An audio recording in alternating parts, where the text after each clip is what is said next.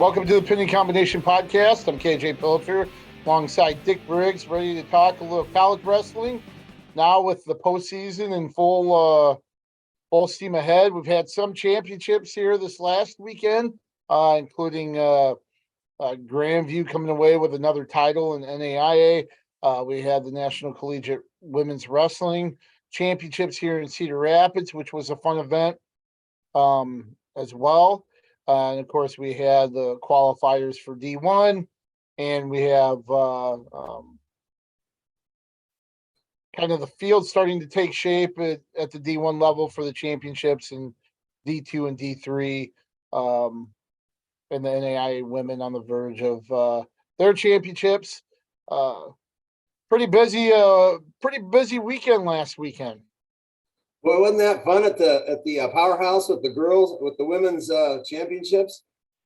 It really was. There's some great finals matches and a couple that came from behind and quite a ways behind. So that was exciting and good quality wrestling. What'd you think of? We're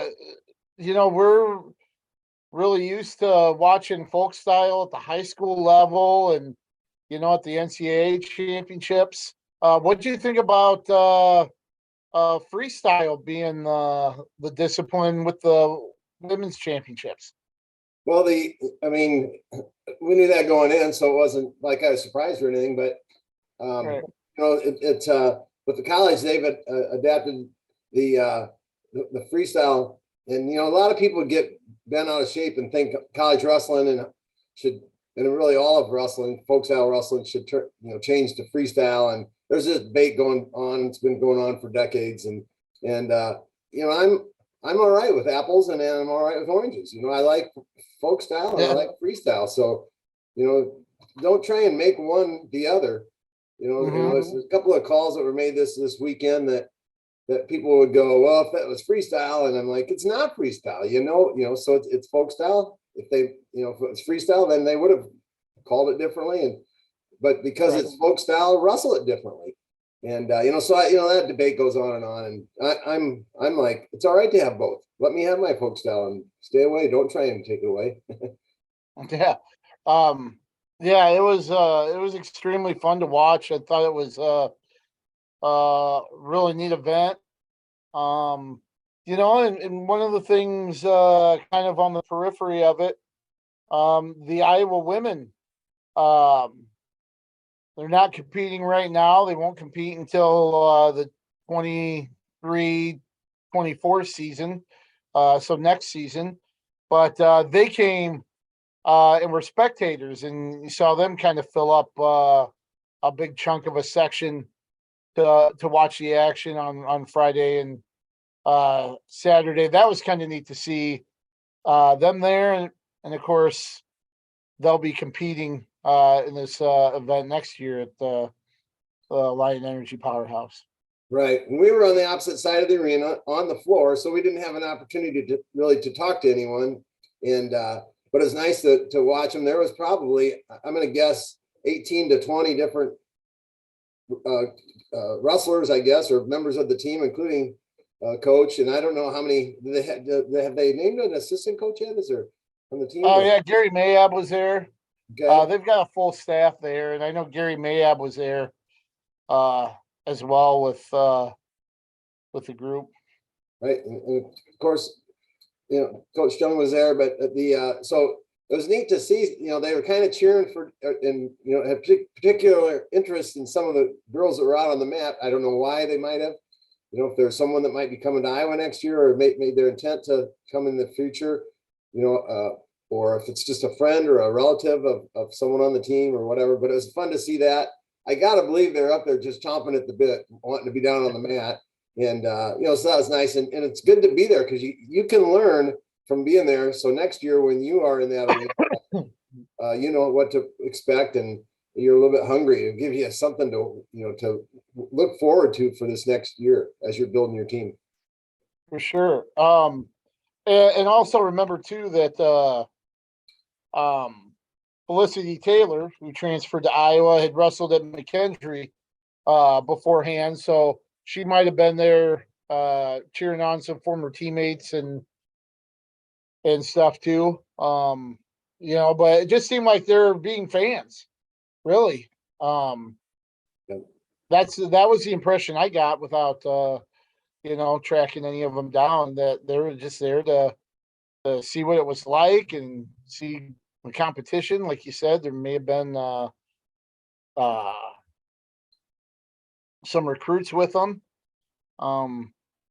and stuff, but just seemed like for a good chunk of it, they were just being fans, which was neat. Right. I had commented to you that last weekend it'd be a good weekend for the coaches to bring in recruits. Right. They can not only show them the university, but you can be around the team members. And man, that's when you get that family, that cohesiveness, and you get to show that to recruits, that's a powerful tool. And that can bring in some bodies, and they're still building their team from scratch. So I don't know how many positions they have left to fill, but you get 10 weights, and you got to put some bodies out there and into that room to be able to build a team. So I'm sure there was a couple of recruits there. Look like. As far as the action goes from that, McKendree had come in and won the first 3 team titles of the event, and this is this form of a national championship has been around since 2020. McKendree won in 2021 and 22. This was the first year that somebody other than McKendree won, and it was North Central that came away with team title. I think they had 3 champions, including Yelena McCoy. At 170, she won her 3rd title and 4 finals appearances. Of course, she's been a member of the U.S. World Team. Thought it was kind of interesting earlier in the season. She won their conference tournament at the end of January. 7 days later, she was winning an international tournament in Zagreb, Croatia. So in a 7-day span, she won at home on the college level, went overseas, won internationally as well. I think her 4th straight international championship. And of course, she wrestled at Coralville during the UWW World Cup for Team USA as well. So pretty special there. And the one thing about North Central too, they kind of swept the awards with McCoy being the OW. Coach Joe Norton was Coach of the Year. But one thing, they can qualify up to 15. North Central and King University both qualified the maximum, but North Central came away with 15 All-Americans. So that's something that you won't see again, I don't think. And pretty special showing for North Central, who, talking to Coach Norton and McCoy before the tournament, they admitted 4 years ago they didn't really have much of a program, but the administrative support. You got a high caliber wrestler like Yelena. Joe Norton's excitement and passion for the sport, and they've built something special in that short period of time. Right, and it's nice to hear that. 15 All-Americans, holy cow! And how many finalists and national champs, KJ? I believe 3. 3 national. I believe 3. I'm not sure about finalists, but I think 3 national champs. I thought they had 5 or 6 finalists. The 6 sounded right. They had 6 finalists and 3 champs. Yep. Right. Yeah, that's what I thought. So, and some good wrestling. Great for that program, and they've really kind of set the bar now, and which is what you want to, if you're have any sort of program at all, that's where you want to be, out front leading and having people chase you. It'll keep you working, but it brings attention to your program, and it's going to bring solid recruits in. And Coach Norton jumped over from the boys' side, I should say the men's side, to the women's side, and has done a great job with the women. Yeah, their other 2 champs were Madison Avila at 101, and then Jaslyn Gallegos at 116 to go along with McCoy, who was also the Guerrerian Award winner with 4 pins and 748. as well. So, and McKendree finished third behind runner-up Keene. The interesting thing with McKendree is they had 3 champs. 2 of them, and Emily Shilson, and then Sydney Kimber at 109 and 191. They won their 4th title, so they became 4-time national champs. First time that it's been. Obviously, they're only 4 years of it, so they've won it every year, and they become the first ones to do that. So I think they also had a 3-timer in Cam Gearin as well. So even though they didn't come away with a team title again, they still had pretty special performances as well. Right, and Schulson was a little unique, if I remember right. Wasn't she? Didn't she start at Augsburg and then had 3 there, and then 1 after she transferred? Is that right? Yep.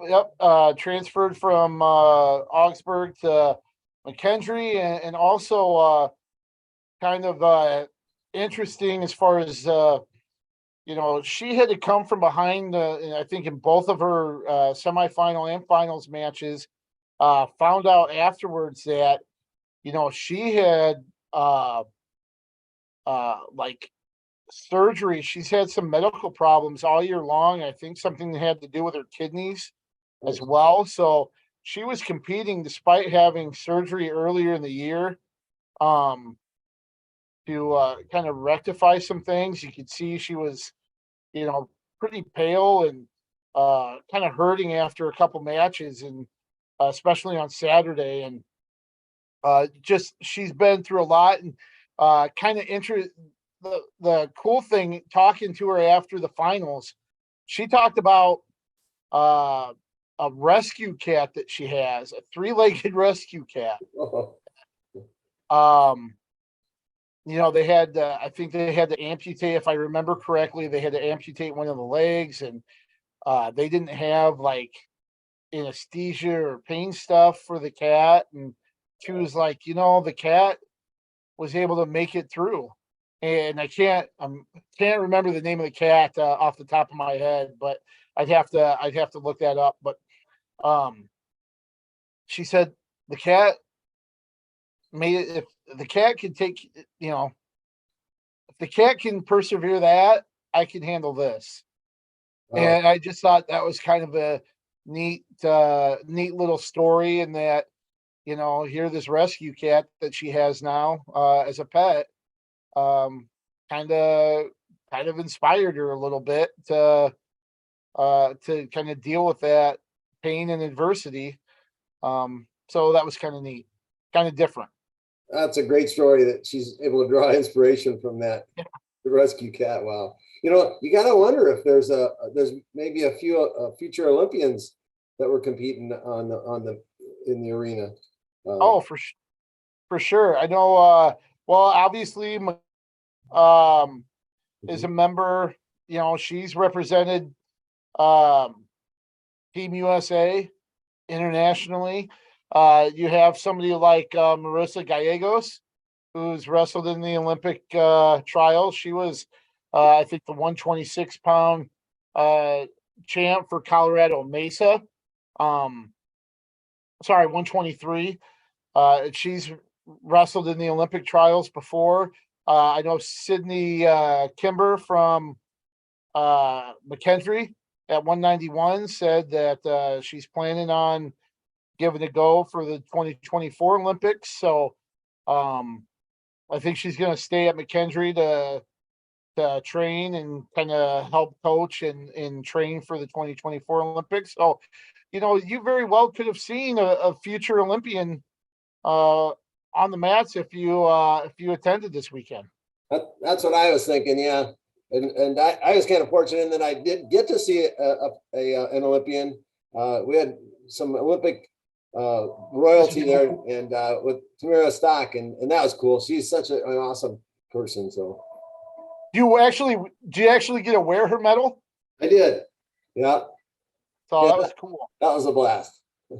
Well, that thing is heavy.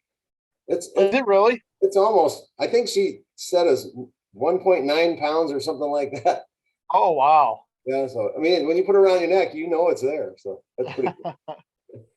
So, Augsburg, mentioned, Shilson used to wrestle there. They still had, a couple champs as well. Katie Lang, came away with a title. Um, let's see, at 143.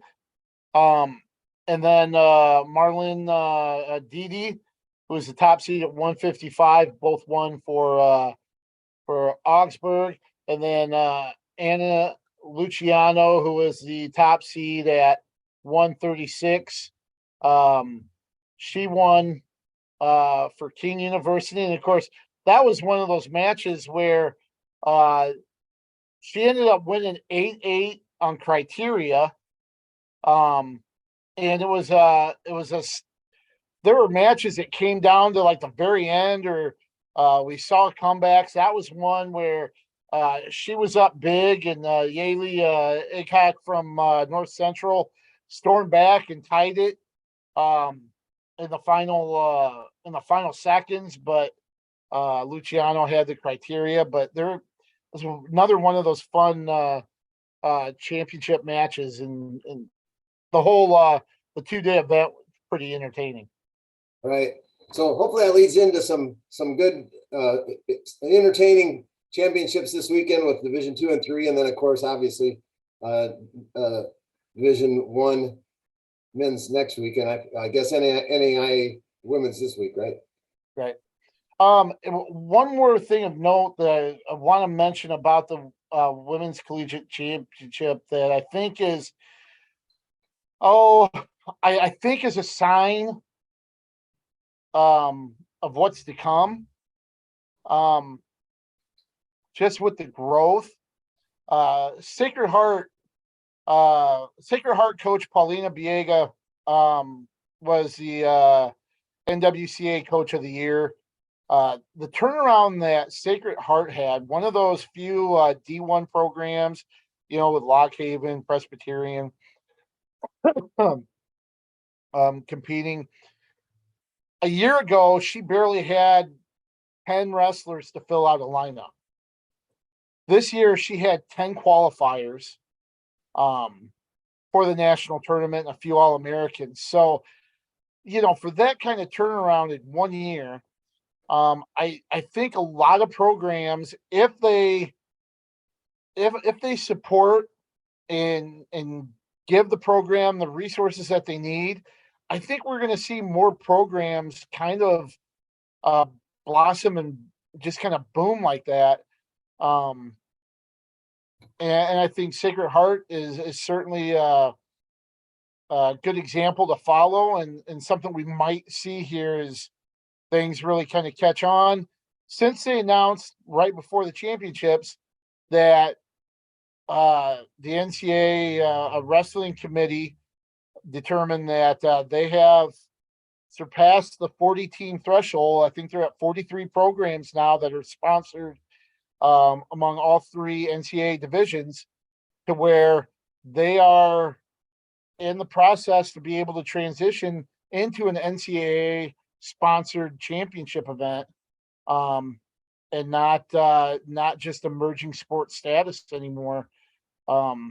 So possibly, I thought I overheard some coaches say by 2025, that championship that's scheduled for the Alliant Energy Powerhouse in 2025, because it's a 3-year contract here with Cedar Rapids, that could be possibly an NCAA tournament. Nice. All right. So, That's cool. So hopefully everything keeps progressing and moving towards that, and they're able to turn things around. But, that would be pretty cool to see. And add to that, if the growth continues, like I think that they want it and hope it to do, maybe they'll even go, have to have a couple of divisions until they get to the point where they're going to do all 3 levels. So, and it's back to the coach of the year. That's really great that the coaches in those voters didn't go, well, North Central won it and they had 15 qualifiers and had 15 All-Americans. That's coach of the year. It's great that they noticed that the program, the growth of the program at Sacred Heart going from, hardly having 10 in the room to 10 qualifiers. I mean, so you see that growth. That's neat to see that. And the college coaches, I mean, they earn their teams on the recruiting trail in any sport. You can't, there's an old saying we used to have, you can't make chicken salad out of, chicken poop. Yep. That's right. So you got to get out there and get those quality athletes and those that are dedicated to the sport and to the team and the school and so forth and into their studies. And so that's neat to see that. Well, let's transition to the D1 qualifiers that were this weekend, specifically the Big 10 and Big 12. We'll start at the Big 10s in Ann Arbor, Michigan. The University of Michigan hosted, and Iowa came away with 10 automatic qualifiers. So they're sending all 10 to Tulsa here. They'll be this time about this time next week. We'll be in the pre-tournament press conferences, but Iowa's sending all 10, and I tell you, even though Penn State won like it was expected, I think Iowa wrestled about as well as they could and really kind of challenged Penn State probably as well as anybody. Right. And Iowa wrestled one above their seeds. So, basically, so they were basically right at their seats and they had their two champs. I mean, Iowa's mentality is it's not good enough. We're not happy. We're not satisfied. But really, they wrestled very well. I thought they don't have much to be disappointed with. In particular, I thought Nelson Brands did a great job, and Murin. I was happy with Murin jumping up one. He was a 4 seed, got third in that very, very tough 49. I thought that was a tough weight class.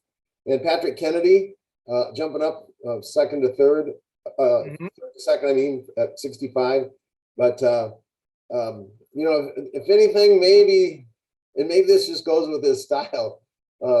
Kobe Seabrook, dipped a little bit, but that he got behind in that match, and it was hard to play catch up in his first loss. Right. That was a tough battle there. So, but really, I'm nitpicking there. Kobe's not going to be satisfied, and certainly the coaches aren't. So, right. So that kind of keeps them hungry for this, for the Nationals. They're sitting pretty good. Yeah. I'm really impressed with Nelson Brands. When we kind of said it last week, right? He's going to be in those matches. It's just a matter of whether or not he can, fire off that one takedown or get a couple scores, and he was able to really conjure up the offense when he needed it and win some close matches, and that allowed him to finish above his seed. Thought Brody Teske was a warrior, got beat up, cut up quite a bit, and grabbed one of those automatic berths at 133. Murin did a good job. How strange is it for a wrestler not once but twice have matches go into concussion protocol for their opponent, two totally different circumstances, and then come away with a victory like that, like with Max Murin? That was a strange and rare situation for him. Yeah, I don't know if I've ever seen that happen. And it's not something everyone calls attention to, but it did happen. Yeah, that was that. What do you say? I mean, you've got to protect that athlete. Sure.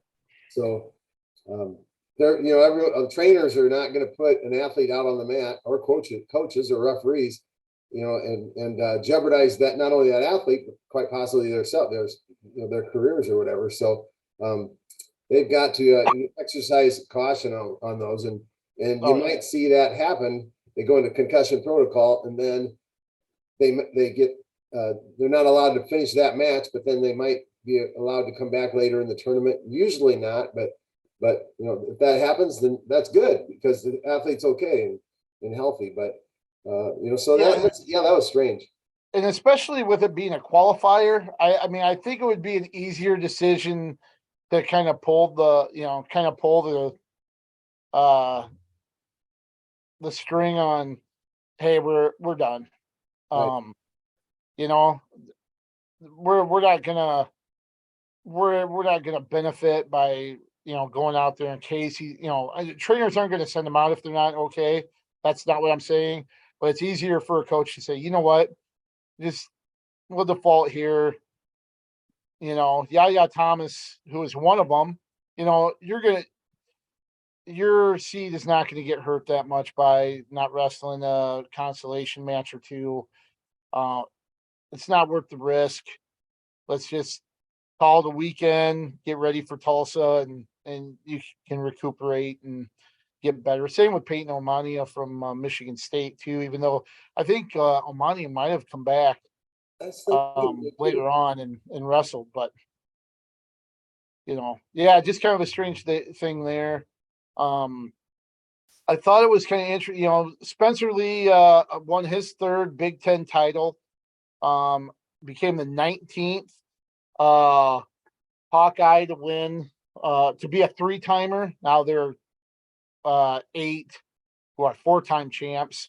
So excluding those 4-timers, he's the 19th three-time champ, conference champ for the Hawkeyes. He won his 55th straight match. I believe he's at 95 career wins. So NCAA title would put him right at 100 career victories for the Hawkeyes. But the thing I thought was kind of interesting is that he said afterwards he only considers himself a 2-time champ.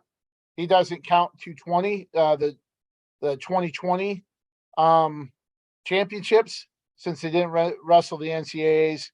He doesn't count that, so he only considers himself a 2-time conference champ, which I thought was kind of interesting. Yeah, 2020 is always going to be, when you were talking about the women and the winning in 2020, I got kind of jealous there, Yeah, because the interesting thing is the women and NAIA, remember, they were able to get their championships in the week before everything got wiped out. Right. It was actually this week. What's today? We're recording on Wednesday, so it's actually tomorrow in 2020 that the tournament was canceled. About 4:00 in the afternoon. I think. Sad day. I won't forget that one ever. I'll still remember that day in kind of infamy. Yeah. So anyway, the Big Ten's not a lot of surprises. A couple here and there. In championships, not non-Iowa championships, I guess there's a couple surprises there, but good hard battles, and you're going to have that. I mean, you're going to have that at nationals too. It's such a competitive conference, and now we throw in the rest of the nation. It's going to be fun. It always is. Should mention Spencer Lee was named Outstanding Wrestler of the championships. He was also named Big Ten Wrestler of the Year as well. So that's a pretty good feat. I think the third time he's been named Big Ten Wrestler of the Year.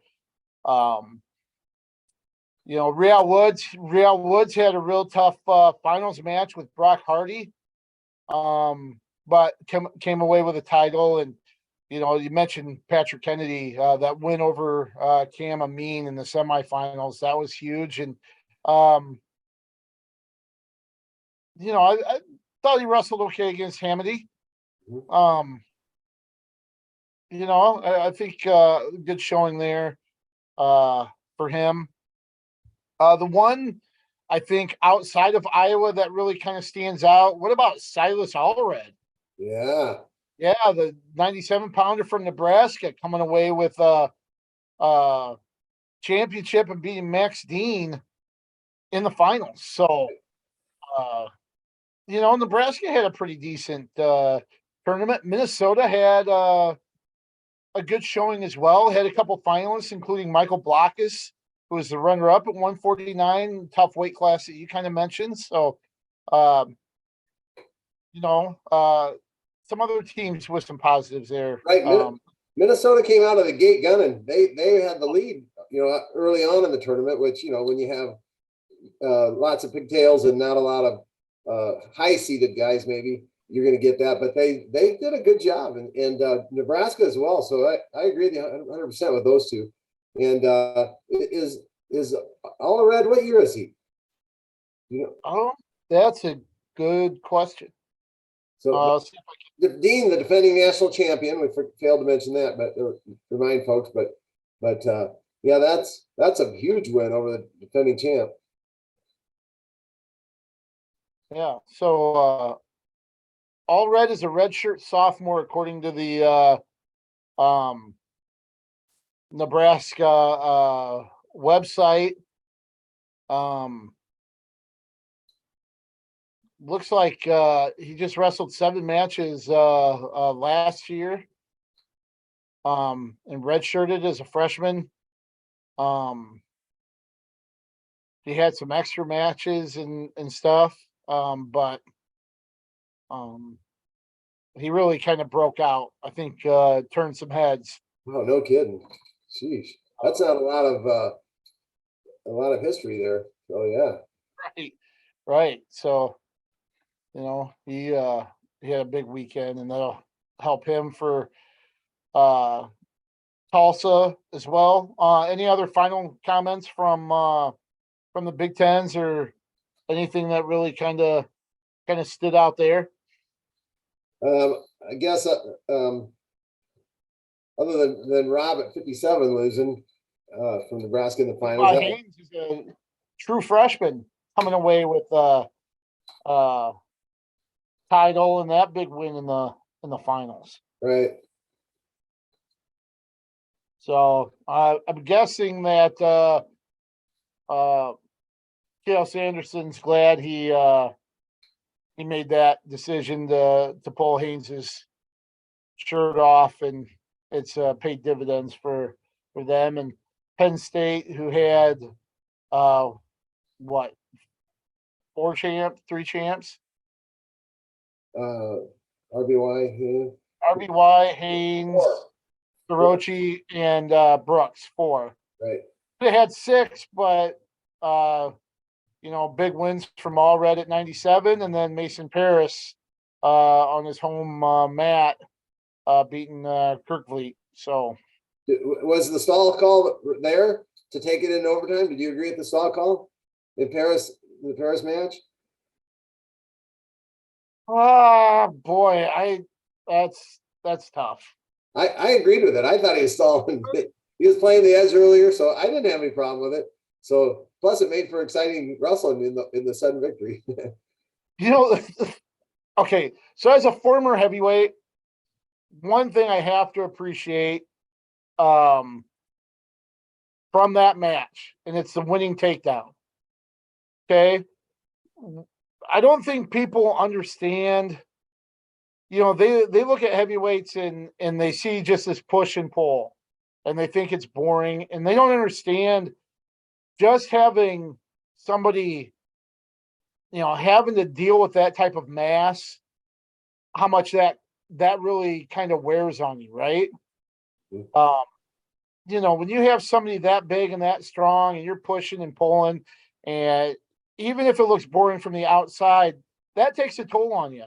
And for 9 minutes, him and Kirkvliet did that, and they had some good action throughout the match, but the power for him to drive through Kirkvliet for that winning takedown, right, after almost 9 minutes of wrestling, that was impressive. Absolutely. For me, I really saw that, and I was just like, oh wow, that I think that might get overlooked sometimes, but for him to be able to do that and power through Kerkvliet the way he did, that was impressive for that winning takedown. I thought, anyway. Absolutely, you're right, spot on. And you can say that pretty much at any weight class, because with the little guys, but especially with those big guys, because now there's a bigger differential possibly, and those guys are strong. But some would debate me and say, well, if Paris deserved the call at the end, then maybe Kerkvliet deserved it at the beginning, and I wouldn't dispute him either. If Paris was busy, and he's an active heavyweight taking shots. But when he got the lead and he was shut down a little bit, I thought, oh man, here he's going to get called. And he didn't. And then when he did get called, I thought that's kind of an odd time to call it. So that was the only thing on that. But yeah, it was fun. I think it was a better call than what Woods dealt with in his match. Yeah. The two stall calls, one that were so close together, and second, he's calling Woods for stalling underneath when Hardy has a leg in and has Woods' leg lifted up off the mat to where he can't even get his knee down to build a base. Right. And you're calling the bottom guy for stalling, because I mean, what's he expecting him to do? Right. I call that a high thigh ride. And you're right. You cannot move when you've got your hip isolated like that. And he's got his back arched and hips coming down. That's an issue in college wrestling right now. Typically the bottom guy gets called when the top guy is covering hips and he's not getting out to the side. He's staying parallel and I guess that's how they want it called. But I agree with you. Yep. Mm-hmm. And Woods and Hardy, I tell you what, two things about that match really quick. The scramble and the flurry at the end was really showed a lot on both of them. That was a heck of a scramble there at the end. And then the mutual respect afterwards. The two of them kind of smiling at each other, saying, hey, that was a good match, that was a good match. And then shook the other opposing coach's hands. And then when they came back, gave each other kind of a hug again. And, maybe I'm getting old and sappy, but I appreciate that mutual, the gestures of mutual respect a little bit more like that. I'm like you. I appreciate that so much, and I saw a lot of that this weekend. And really, we saw that at the girls. I mean, they were really great about it. One person's hurting, the person that didn't get their arm raised, and right. You see sometimes people out there showboating and look at me and raising hands and do that. And a little bit of that's all right, but when you're doing it, remember you're doing that in the face of the other person. So be a little bit respectful. That's a great opponent that you just wrestled, but it was really good for the most part this weekend, and hopefully in this coming weekend and next weekend we'll see a lot more of that good sportsmanship. And not the other side of it that we've seen a lot of too. Right. Well, let's transition down to Tulsa, where the Big 12 championships were. You and I in Iowa State are going to make two trips there in as many weeks, with the Nationals being in the Box Center as well, BOK Center, whatever it's called. But what was your take? What was your take there? I know you and I probably not real thrilled with the performance there. Iowa State, ended up third.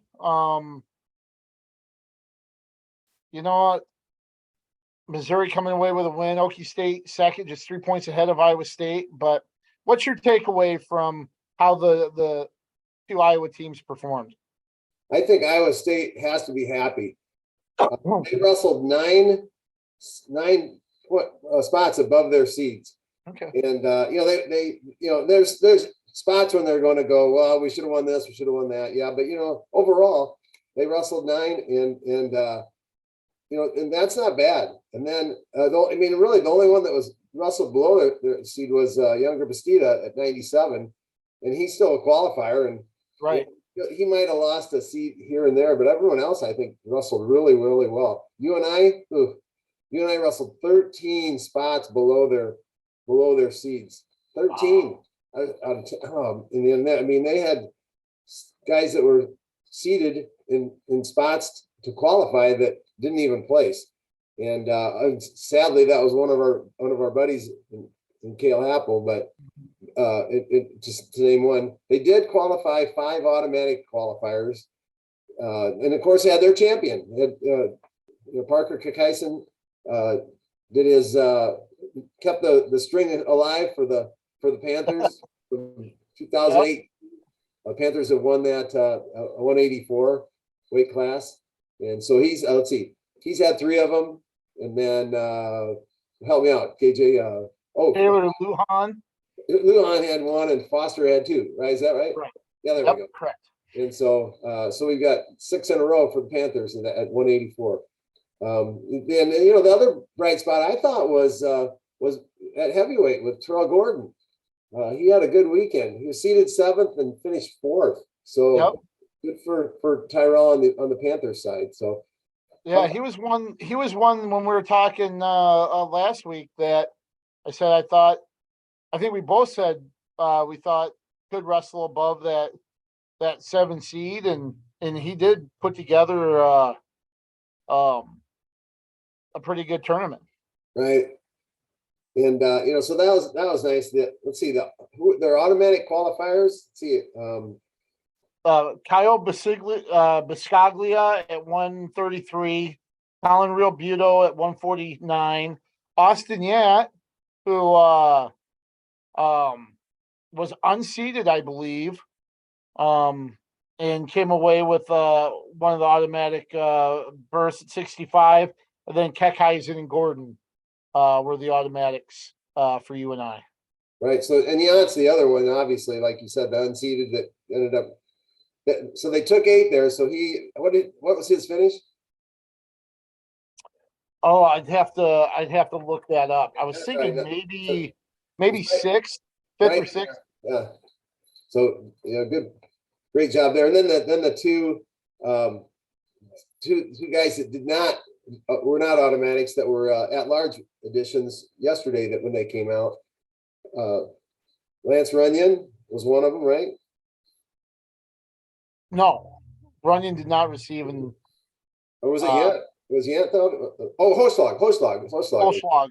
Yes. Right. Happel and Hochschlag were the only 2 for you and I, and actually Iowa State didn't get any. I knew Kabam wouldn't, just because he didn't have enough matches to qualify. Broderson actually, I think, probably was on the bubble there, because he was in the high 20s for the RPI and the coaches poll, but then again, for those at larges, you're kind of at the mercy of who qualified in the other conferences too, Right. and who got knocked out of those automatic spots into the at large pool. And obviously that didn't work out for him. Goldhofer was maybe a little bit more of a long shot at 125 for you and I, but didn't get it there as well. And Runyon, I think the only thing that really hurt Runyon is the fact that he didn't have a lot of matches under his belt to kind of get into that threshold for a berth. But yeah, Yant was 5th. 5th. Yeah. Yep. So you did a great job. So, and then also, Broderson was an unseeded athlete that finished 8th, so he was just shy of qualifying. I think they took 6 at that weight, but 8th, and so good for him. I mean, he was not seeded, so he did a good job of getting up on that podium. And the one thing, kind of going over the qualifiers for you and I, that I think is kind of interesting.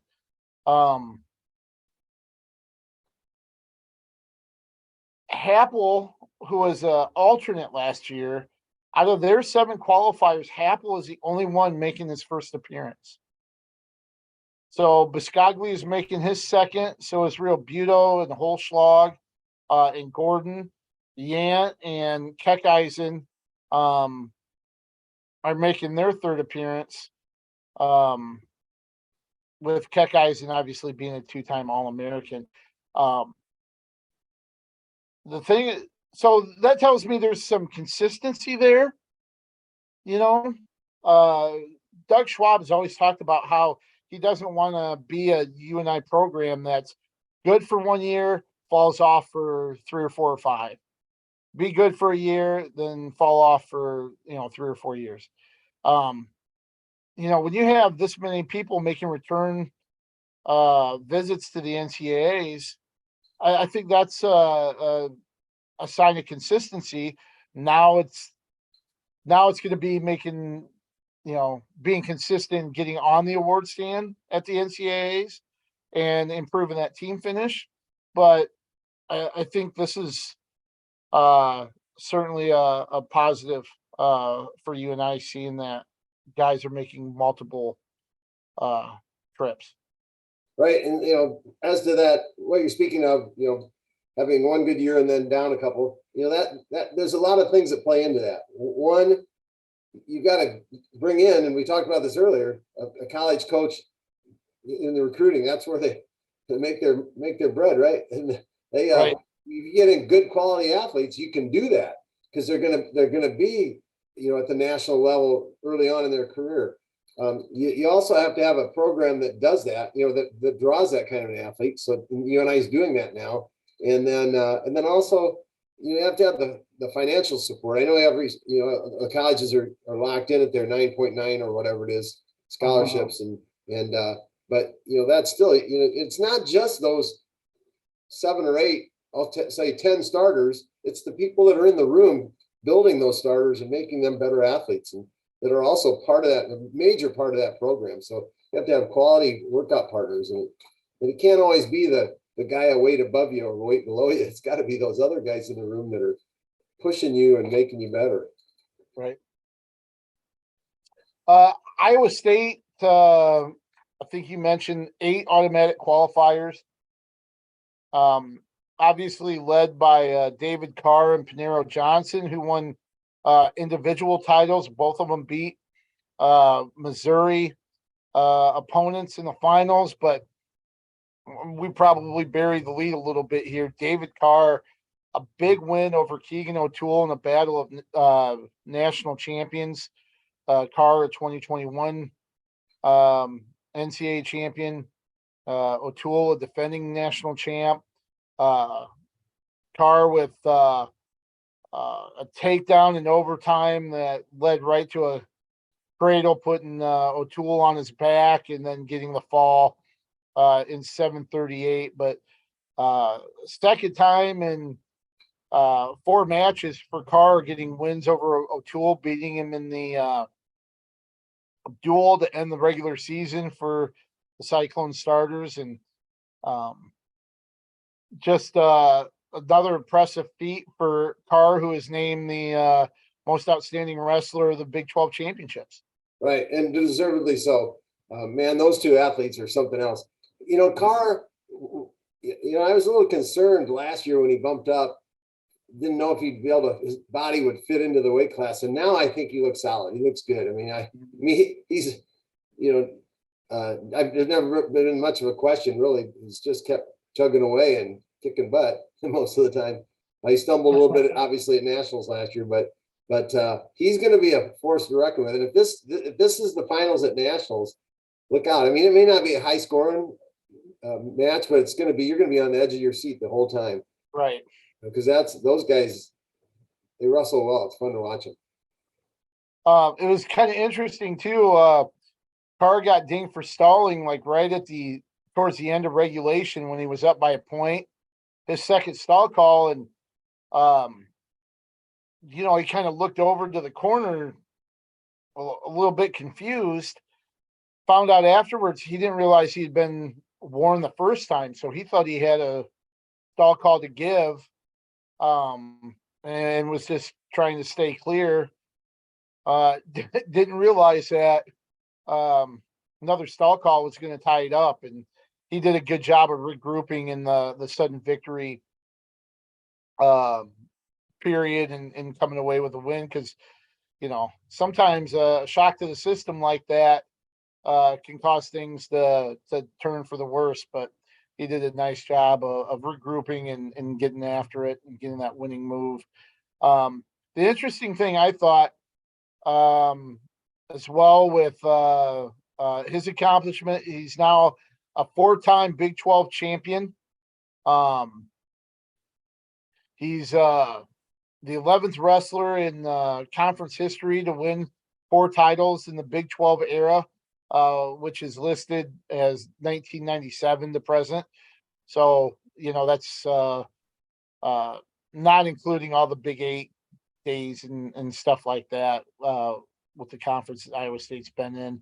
But he's the second one to do it for Iowa State, joining Chaos Anderson. So that's a pretty good accomplishment for him. Right, and I suspect there probably aren't any in the Big 8 era, because back then there was, like Gable era, freshmen are really eligible. So right, that's right. So there are either none or very few if there were. I'm not turning away from David here, but Iowa State had, you and I both had picked, who's going to wrestle above their seed. We both picked Swiderski, and he did it just like we thought. And then I also picked, I don't know if you remember, but I picked Johnson to right, because I thought he could, it wasn't going to be a big jump for him because he was already high seed, but we know how good he can be. He's already good quality kids this year. So it's good to see him step up and win that title. Yeah, and he avenged a lot. He lost to Brock Mahler in the duel. Yep. And he was able to avenge that and won 10-4. Had a nice I think he finished with 3 takedowns, but had a nice little kind of whip over or toss for I think for 4 as time expired. So kind of really finished things off in pretty good fashion. So he's so explosive and maintains great position, and I mean, you'll see that with him. He's electric sometimes. Mm-hmm.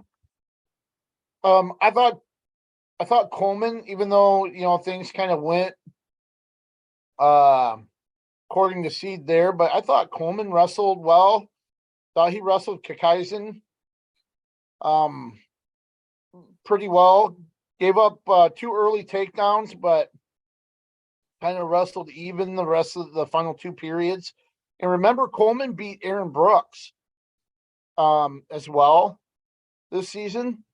I think Coleman is somebody that certainly can improve his finish from a year ago, but with Kekaisen beating Coleman and Coleman beating Brooks, and remember the NWCA All-Star meet does not count. No. Kekaisen could be the number 1 seed at Tulsa. We'll find out later this week, later today, where he is, but he could end up being the top seed at Nationals. So is Kakaisen undefeated then? I think he has 1 loss to Hidley. Oh, but then he avenged that loss with a fall down in New Orleans, if you remember. You're right. No, I think Hidley beat him out at Vegas, and then he avenged that a couple weeks later at New Orleans in the collegiate duels. So that might throw a kink in it. So you're right. There's a possibility. You'd think he's at worst number 2, but be nice to be number 1. Yeah. Yeah. So it'll be interesting to see how that kind of plays out. The other thing to mention, heavyweight, Sam Schuyler finished second. Not a huge surprise there. He beat Elam in the semis from Missouri. Lost Hendrickson. Wasn't really in that match. Of course, we talked about Hendrickson being possibly, him and Colt Schultz from Arizona State.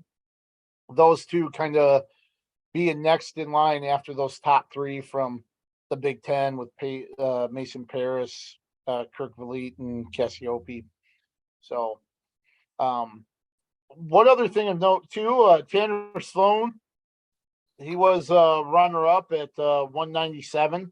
Lost a tough one in tiebreaker one to Rocky Elam of Missouri. It was 2-1. Elam won without an offensive point, which is kind of interesting. Of course, Sloan just had the one escape, but Elam had riding time in regulation, which sent it into overtime, tied 1-1. And then he had the advantage in riding time, getting a 30-second ride out, and that was his extra point. So essentially he won 2-1 on a minute and 30 seconds of riding time. Yeah.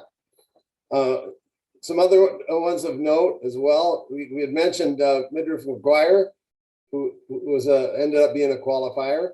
Mm-hmm. He finished fifth at 33. And then Cade DeVos was third, I believe, at 174 for South Dakota State. And then Cal Sun out at Air Force did not qualify, but I did hear from his dad, Troy, who evidently listens to the show. So and thanked us for the shout out. But Cal ended up eighth and just short of qualifying. So had a good season.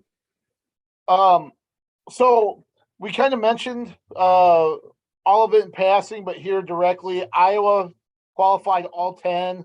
Iowa State, 8 automatic qualifiers. UNI, 5 automatics, and then the at-larges that went to Cale Happel and Derek Holschlag at 41 and 157.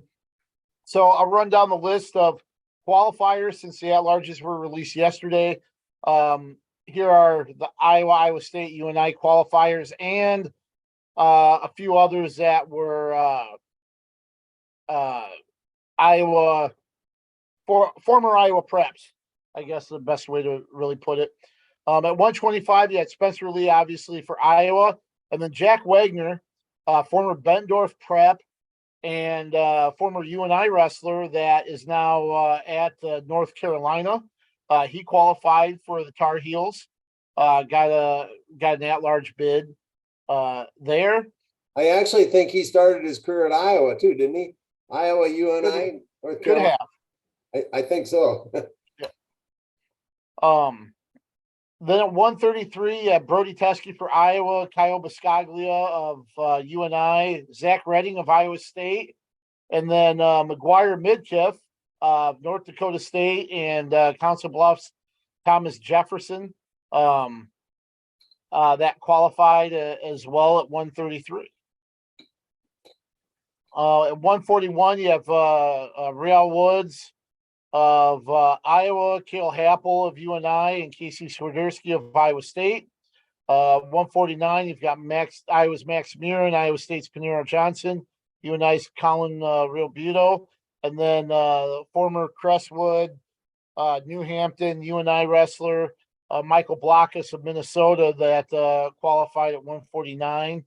At 157, you've got Kobe Siebrecht of Iowa, Derek Holschlag of UNI, and Jason Kreiser of Iowa State in the field.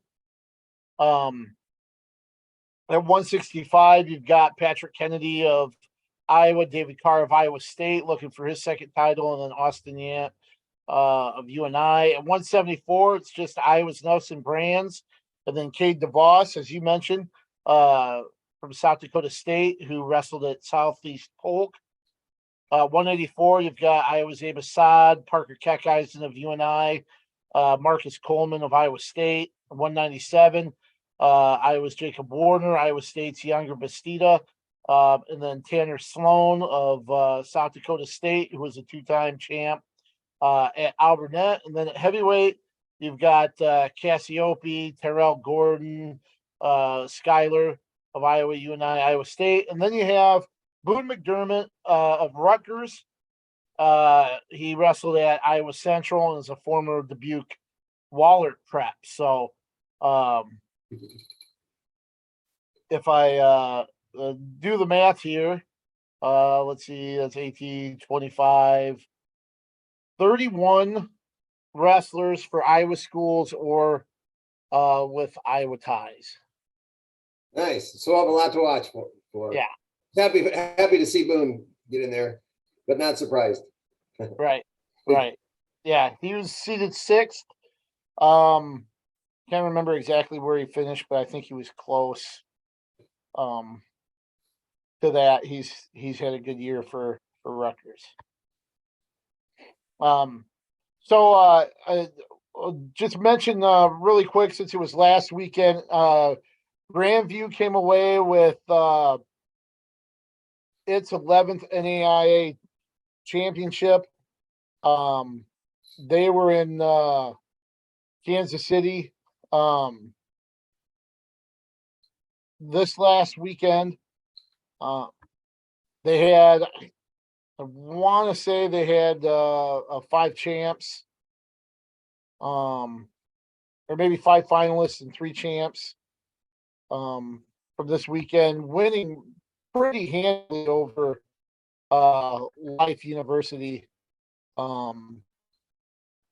The Vikings scored 206 points, and I think Life was about 50 points back.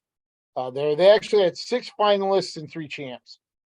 Shea Ruffridge won at 141, Owen Brongart 197, and then I believe former West Des Moines Dowling prep Greg Hagan won at heavyweight. Ruffridge 141 is from Pocahontas area, and one thing about Ruffridge's performance in the semifinals, I think we talked about this last week. Badruddin Boldma from Doane was looking for his 4th title, and he had a long win streak at stake.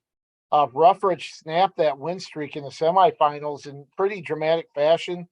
Boldma scored a takedown, I think, with about 8 seconds to go. They went out of bounds and got a restart with 6 seconds left.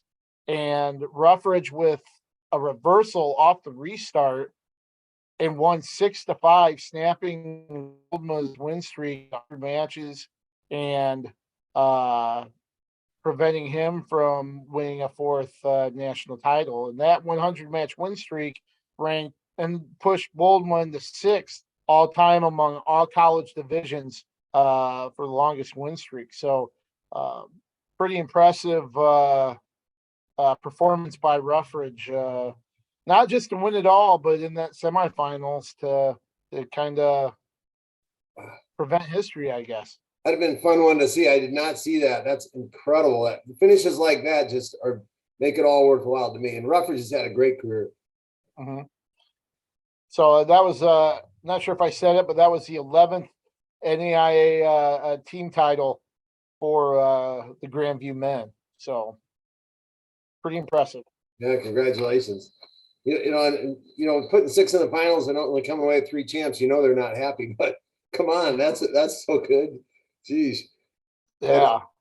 Every other program in the nation would like that. So at least yeah, when you can put half your team, they can qualify up to 12, and to put half your team in the finals, I mean, that's astounding. I mean, not surprised. Nick Mitchell's done great things ever since he kind of took over there. So again, great recruiter.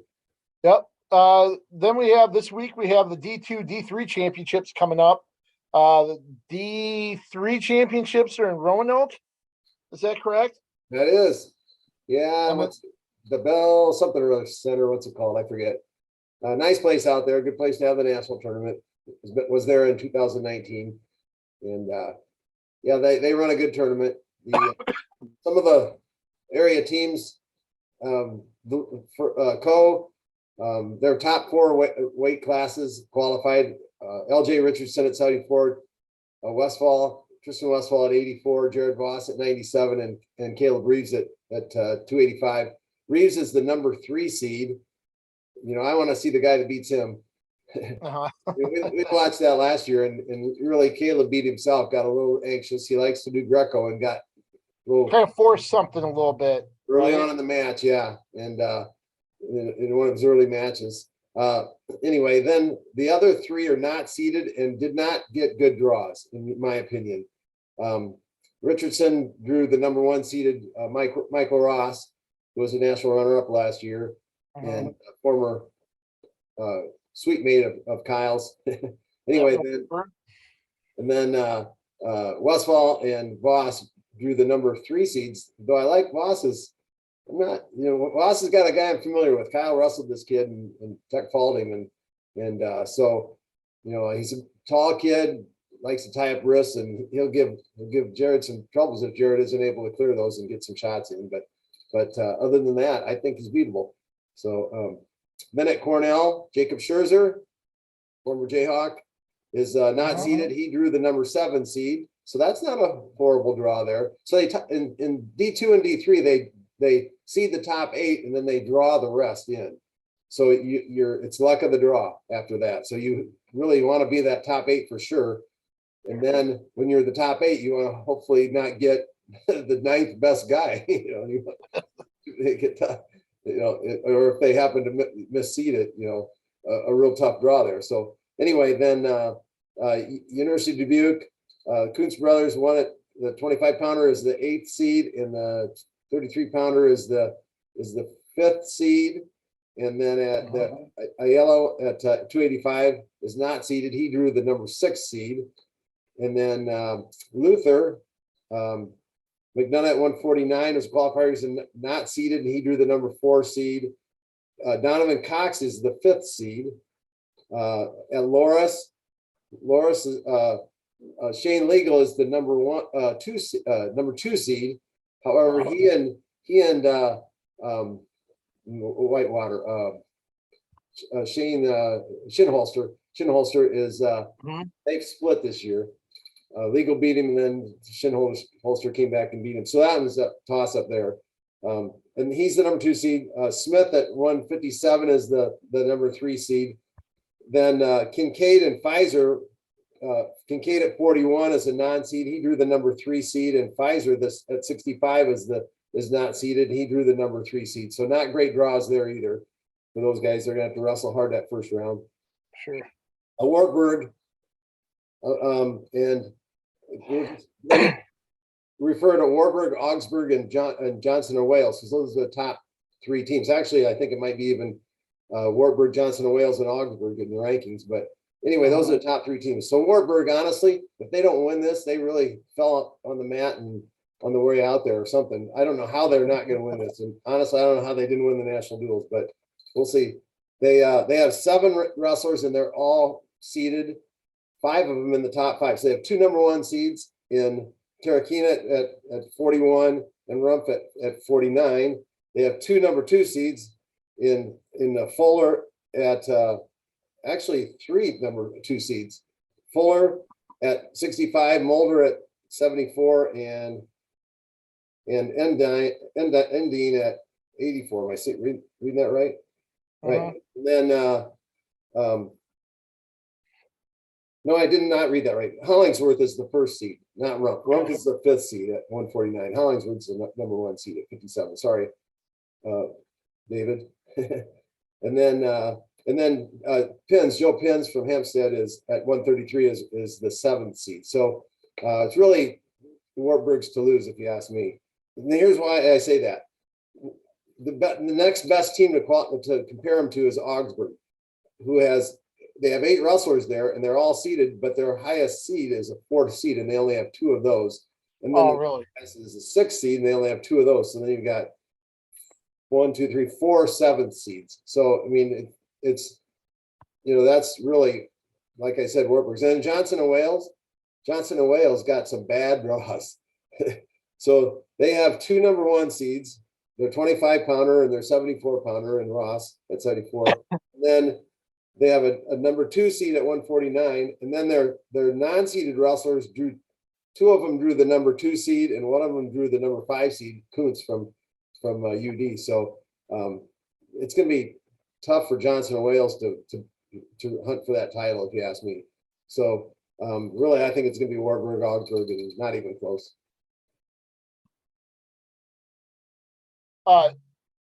So we'll keep an eye on how D3 plays out. D2 this week, Friday and Saturday, will be at the Allied Energy Powerhouse, hosted by Upper Iowa.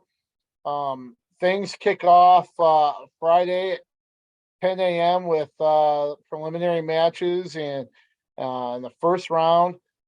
Second session with second round championship matches.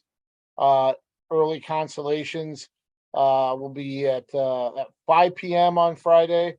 Then on Saturday, things get started at 10 a.m. again with the championship semis and corresponding consolations, and they'll wrestle all the way through the 3rd, 5th, and 7th place matches there. And then the championship matches are set for 7 o'clock on Saturday night. Upper Iowa has 4 wrestlers in the field. Central Oklahoma, they kind of lead the way with qualifying all 10. Lander from South Carolina, they're next at 9, and then you have Pittsburgh Johnston from Pennsylvania. Of course, I think a lot of people remember that program. Carlton Hasselrig wrestled there. Jody Stripmatter wrestled there before transferring to the University of Iowa. They have 8, as well as West Liberty. Not West Liberty, Iowa, but West Liberty, the school out in West Virginia. They have 8. Gannon and the University of Indianapolis each have 7. Of course, you'll recognize University of Indianapolis because they always have that Midwest Classic tournament, big D2 tournament, kind of around the Christmas break. Couple others of note: University of Nebraska Kearney. They have 6 qualifiers, as does St. Cloud State. So those are individuals you really or schools that even though they don't have the numbers that some of the other teams do, they're going to be in contention as well, because more so than quantity, it's the quality and the tough competitors that they have coming with them. And of course, at Upper Iowa, they've I was telling J.R. Ogden this before. I want to say they came down with 4 wrestlers one other time for the Nationals and came away with a team trophy, or at least the top 4, top 5 finish once, because they put a couple into the finals and had a champ. And they bring 4 down this weekend. You had Tate Murdy at 141, Eric Faught, who I believe is a former Clear Creek, or no, not Clear Lake wrestler. Chase Lensman, who's from Monticello, is back at 165. And then you have Coulter By, who is a former Crestwood wrestler at 184. Of course, Tate Murdy. I don't think he's from South Tama, but I think his dad has South Tama roots as well. So a lot of local ties among the Upper Iowa wrestlers. And of course, Tate Murdy we'll have the winner of one of the preliminary matches. He's the number 8 seed at 141. And then Eric Fought has a preliminary match against a wrestler from the Colorado School of Mines, Oh my, Carter Norrie. What was that? the School of Mines. You know, I'm a Western State grad, and my my alma mater will be in town for the D2. So Oh, really? I'm familiar with the School of Mines, right? Chase Lensman is actually the number 3 seed at 165. He's got Caden Hart from Nebraska Kearney right out of the gate. So pretty sure they're probably familiar with one another there. And then at 184, we mentioned Coulter By. He drew the 4th seed right out of the gate. That's Logan Hall of Lander, who's 30-3 right now. So pretty big challenge right out of the gate, but I'm not sure who Lander wrestles during the regular season. So I would probably bet that Upper Iowa has a much tougher schedule than Lander does during the regular season, but we'll see how Coulter By is able to do here with that first round matchup. And that's the thing with Division II, and even more so, I think, with Division III, because it's so spread out that the seeds are pretty. It's hard, you know. A lot of times they're pretty good, but especially those upper ones are pretty close. And then, but you know, some of those other ones, you never know. There's going to be so many different seeded wrestlers get upset that first round just because they're coming from, you know, way out east and Midwest or way out west in Division II, and you know, so wherever they may be coming from. And it's just it's hard to seed them because they don't get around like the D1 schools do. Right, and we've seen D1 or not D1, but we've seen top seeds lose early. Yes, we have. You know, just because, like you said, they don't have a lot of common opponents or head to heads, and you know, sometimes that can be pretty tough. Where you know, sometimes don't want to say things are inflated a little bit, but you know, sometimes those those records aren't indicative of where wrestlers might compare to each other just because of that Right. the regular season schedule. Right. And you also, we saw that actually last weekend at the NAIAs, you know, and you saw a few upsets there with, again, there's Right. all over the place. I'm curious that Lunsman was the 3rd seed and finished 3rd in his regional. So I kind of looked at that a little bit, and there must have been some back and forth. And so he can't be too disappointed with the 3rd seed there. Right. Yeah, he's probably pretty happy, pretty fortunate that he's got that. But you know, he's had some believe he's a former All-American, so you know, hopefully he's got one more run in him. Be nice if they could put a couple up there at least. Right. So NAIA women will have their national championship this week. It's up at Jamestown, North Dakota. That'll be March 10th and 11th here. They had 11 automatic qualifiers and 1 at-large qualifier, so they're taking the whole, the max down there. The automatic qualifiers are Jazz Alexander at 101, Kaylin Campbell at 116, Katie Campbell, freshman, I believe, was co-freshman of the year in the Heart of America Conference. At 123, she's joined in the weight class by Maya Davis. At 130, it's Andrea Schlebaugh. Isabella Gonzalez at 130, Alexis Gomez at 143, Mahelani Ramirez 155, and she's joined by Madison Diaz, who we know Madison from wrestling at Waverly Shell Rock. At 170, the former Glenwood prep Abby McIntyre qualified. Shanita Lawson made it at 170, and then Olivia Brown at 191 as well. So, the Grandview women's program loaded for their national title, as we mentioned. That'll be up at Jamestown. They had, they're coming off conference championship.